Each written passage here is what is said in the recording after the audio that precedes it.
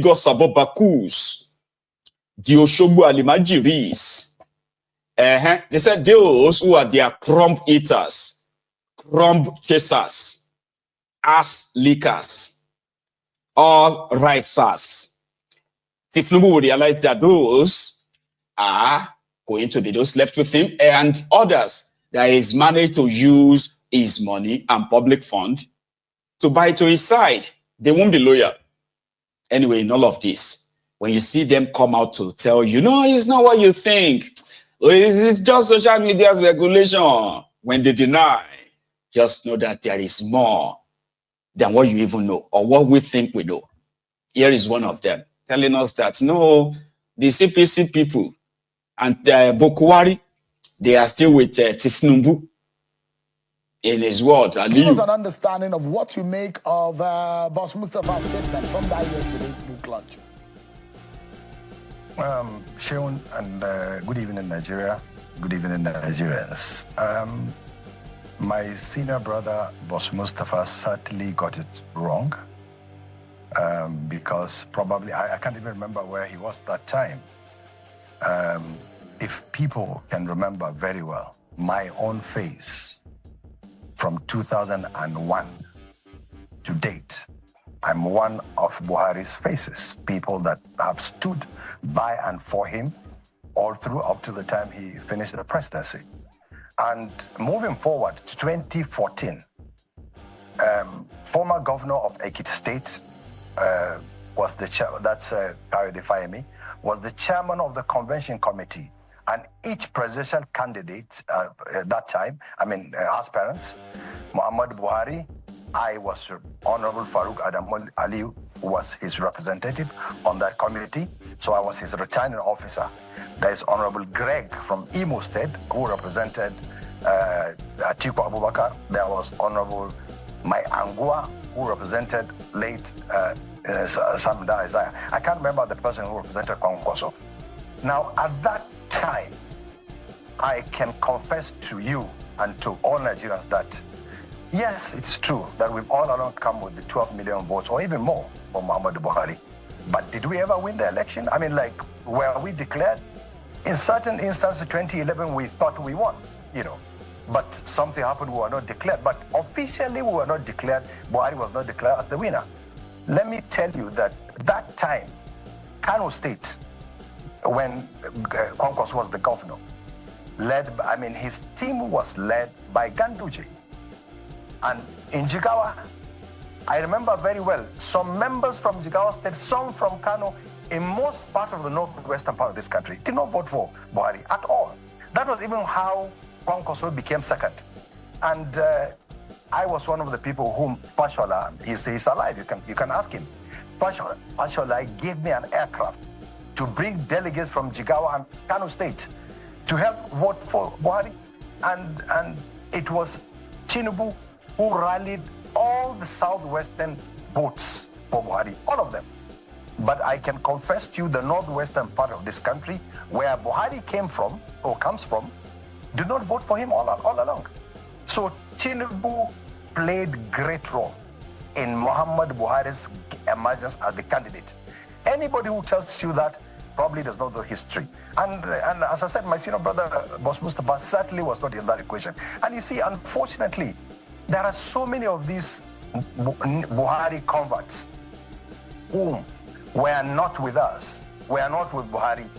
I don't want to mention names, but most of them who happened by accident or fate became what they became. And they're trying to deconstruct history. It is not true. Tinubu assisted, contributed, helped Muhammad Buhari to get the ticket, by extension also winning the election, because he followed us to campaign all over the country.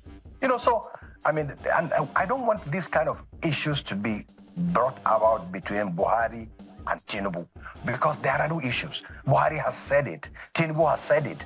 So why whip these sentiments that are not there? So I'm confirming to you, and if anybody can challenge me that I was not a returning officer in Lagos, let him come out and speak to you to tell you that it's not the truth. And if anybody can also come and say, I have not been one of the people around Muhammad Buhari from the day he started. There is nothing in this country that we didn't go through. The traversities of intimidations and so on. And I went through referendum. I keep saying that. The only member who went through referendum to be recalled, all because of my association with Muhammad Buhari. So where are all these people? Where were they when... Now, the point there is this. If everything is fine, why do we need all this shalaye? Everything is not fine. And it is good that everything is not fine. You just need to pay attention very well. Once their firestorm begins to eat, they are the people that will eat up the polity. They are the people that will unleash their different armed groups. And when I say armed, not just the physically armed, there are other armed weapons being used, which is the media. So last, they want one thing: power, control. So every one of them, or every group, is meeting and trying to outdo one another. And like I said before, in all of their scheming, all of their plotting and the rest, the least, if not insignificant, factor is the people. You are not part of the plan. In fact, in their plan, where they are planning that, okay, this is how we're going to go about it. You know, once we start now, you first talk this one here, not that. Then once we get to December, okay, and that's how we're going to go about it. We'll unleash this one, we'll unleash that one after themselves. So if in the whole plot and plan, they have to kill people, they'll say, okay, how many people? So there may be a little problem here. And maybe here also, we have seen the judiciary, we have seen the judges. So this justice, so and so is on our side. Also, this and that, but that we may have a problem here. Okay, is there a problem that we can take care of at all? Yeah, we can. It's just that they are very stubborn. We may have to kill about 200-300 people. 200-300 people. Are you sure it's not going to be more than 200 or 300 people? Give me a figure. Yeah, between 200-300 or 350.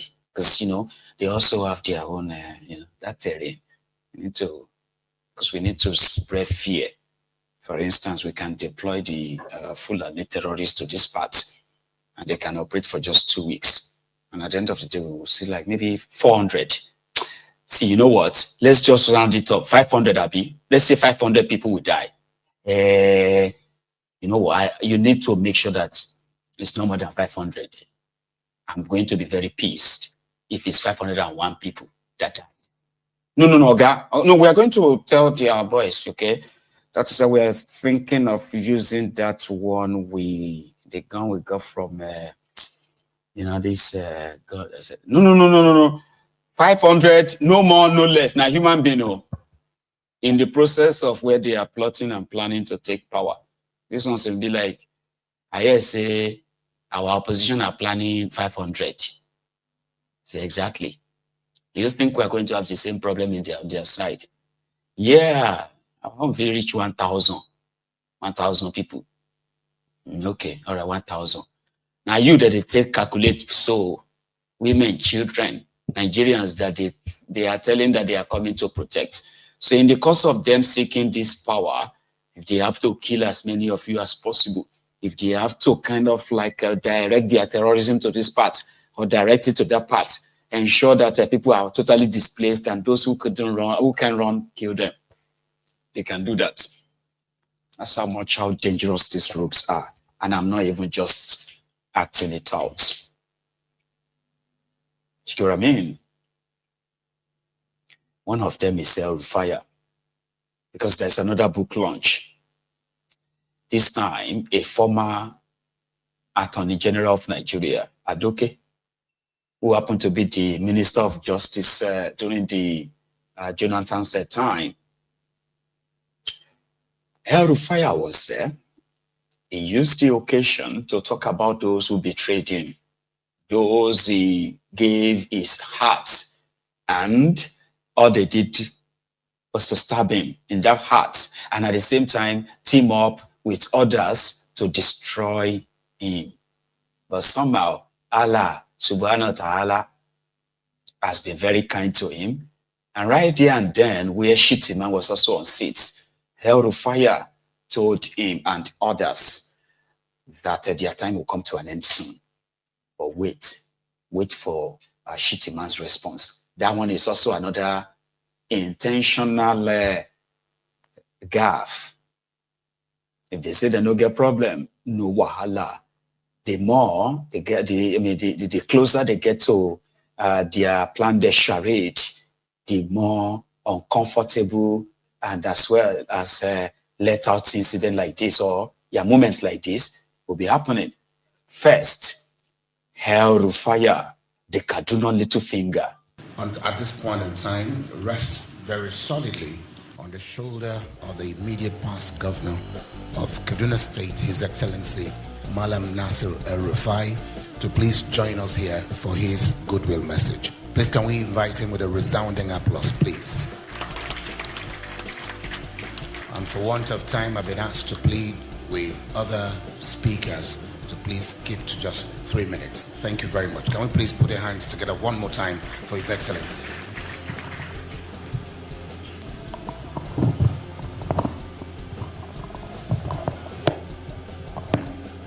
Thank you, MC. I have to adjust after Sheyi's height.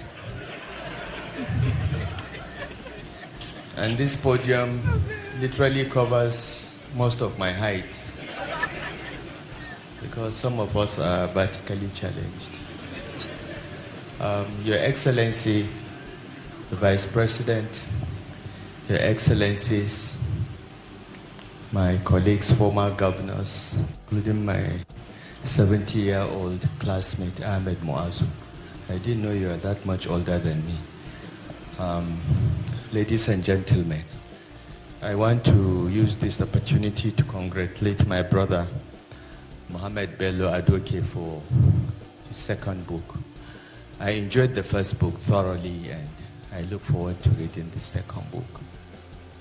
Books like this are necessary, not only to put the records straight, not only to give the opportunity of those persecuted to vent and put things in perspective, but also to encourage a culture of memoir writing in public service.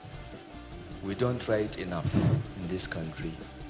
We don't pass enough of our experiences, both good and bad, to the next generation. So I want to congratulate you for your second effort. I'm working on my own second effort as well. About 12 years ago in this hall, I presented The Accidental Public Servant, which was a record of my experience in public service at the time, which showed how friends abandon you, betray you, how those that you've been good to turn around against you. And everyone told me I made a mistake, that I will never go near public service again, because in Nigeria, when you are in government, you eat, you keep quiet, and you come back and you remain silent. I don't think I had anything to hide in public service years. I still don't. And I know AG, that's what I call him, Bello Adoke, has nothing to hide.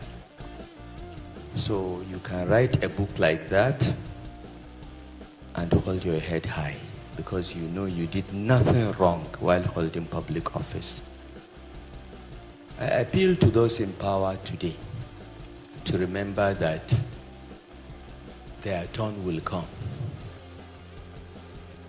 Our turn always comes, but it goes. I want to congratulate my brother for this. I'm looking forward to reading the book because I really want to understand the role of various actors in this. Because I've had discussions on OPL 245 several times with President Buhari. I had special relationship with him. I had access to him. Everyone knows. And everyone also knows that Mohamed Bello Adoke was one of those that stood and persuaded President Jonathan to actually concede the 2015 election. So,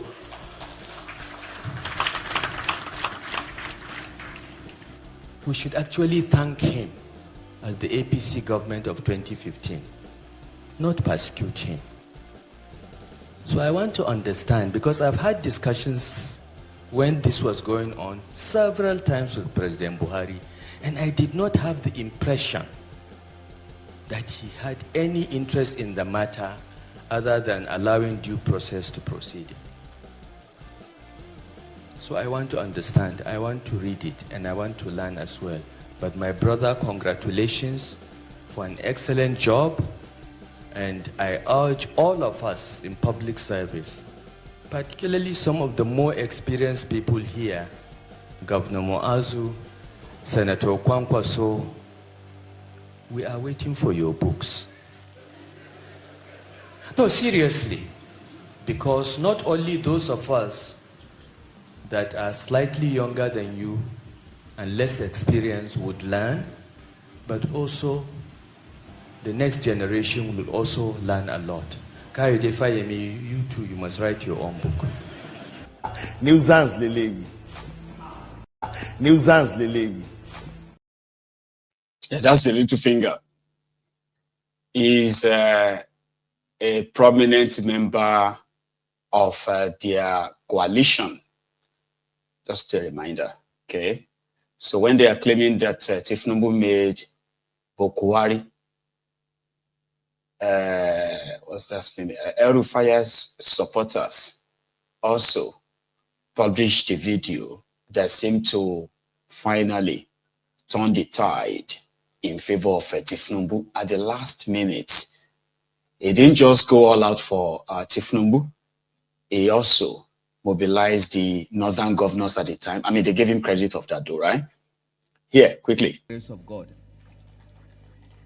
I want to thank Asiwaju Bola Ahmed Tinubu for resisting all entreaties that he should not honor this invitation. He was told that this whole arrangement is meant to endorse a particular candidate. But he insisted that even if the arrangement was to endorse a particular candidate, I will come and I will change their mind. We thank you for your courage, for your confidence in our people, and for coming here to present your case. I'm speaking as your host and governor of Kaduna State, so I will not campaign for my candidate. But you all know who it is. It is Bola Ahmed Tinubu, and by the grace of God, the next president of the Federal Republic of Nigeria. When the northern APC governors met one Saturday evening and took a position that we insist that in our party, power must rotate to the south.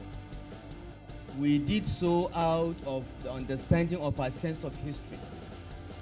We always ask ourselves as northern governors, what would Sir Ahmadu Bello do in the circumstances?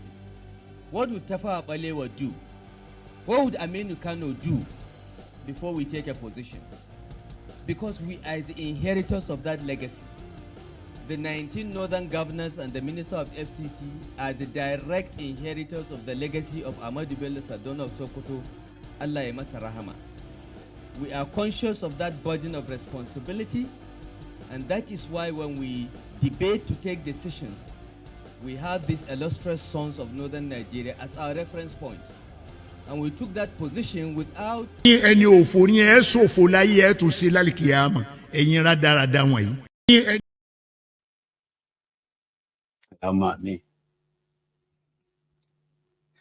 That was 2 years ago. It's not that long ago. Well, hang on, it's actually like 2.5 years ago. El Rufai. And that's why they said, Tifnubu did him dirty. But in that same hall where Shitty Man was seated, right? It was now his turn to say something. Among many other jargons he said there, this particular part, identifying with everyone in the room and questioning where or what is their new political party. And then he called them, we are all one, something that divided. What unites us is more than what divides us, blah, blah, blah. Then he took it further to thank Tambua as well as Adoke for discouraging Goodluck Egberejo Lanthan from removing him as governor of Borno State. And they told